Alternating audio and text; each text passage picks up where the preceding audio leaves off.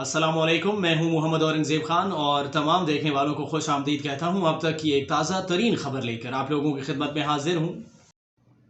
तहरीक इंसाफ की हुकूमत ने जुमेरात को होने वाला पार्लिमान का मुश्तरका इजलास मुलतवी कर दिया। इस इल्तवा की वजूहात पर हुकूमत, इत्तेहादियों और अपोजिशन के मौक़िफ़ में वाज़ेह तज़ाद नज़र आ रहा है।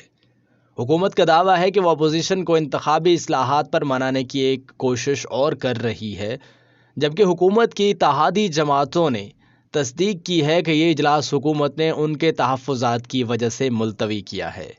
इत्तेहादी जमातों के रहनुमाओं ने बताया कि उन्होंने बुध को वज़ीर आज़म इमरान खान की जानिब से इत्तेहादी जमातों के अरकान के एजाज़ में दिए गए ज़ोहराने में इलेक्ट्रॉनिक वोटिंग मशीन के इस्तेमाल के बिल को पार्लियामेंट के मुश्तरका इजलास में पेश करने पर तहफ़्फ़ुज़ात का इजहार किया था, जिस पर वज़ीर आज़म ने उनसे मज़ीद मुशावरत का फ़ैसला किया और जुमेरात का इजलास मुलतवी करने का फ़ैसला किया।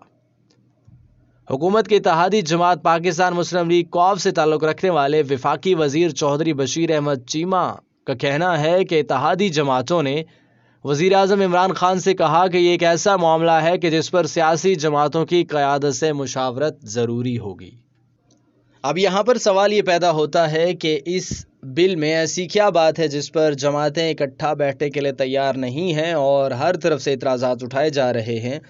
तो जनाब, इस बिल में एक शिक आइंदा आम इंतखाबात में इलेक्ट्रॉनिक वोटिंग मशीनों के इस्तेमाल से मुतल्लिक है।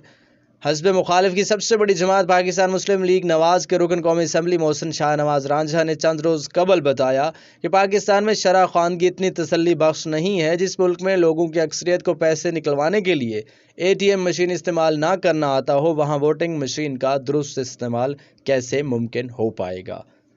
अब तक के लिए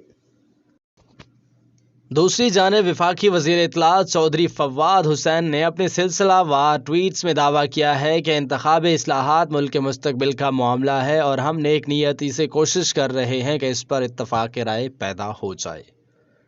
उन्होंने मुश्तरका इजलास मुलतवी करने का ऐलान करते हुए कहा कि इस सिलसिले में स्पीकर असद कैसर को अपोजिशन से एक बार फिर राब्ता करने का कहा गया है ताकि मुतफ़िक़ा इंतखाबी इस्लाहात का बिल लाया जा सके। मुत्तहिदा कौमी मूवमेंट का मौक़िफ़ ये है।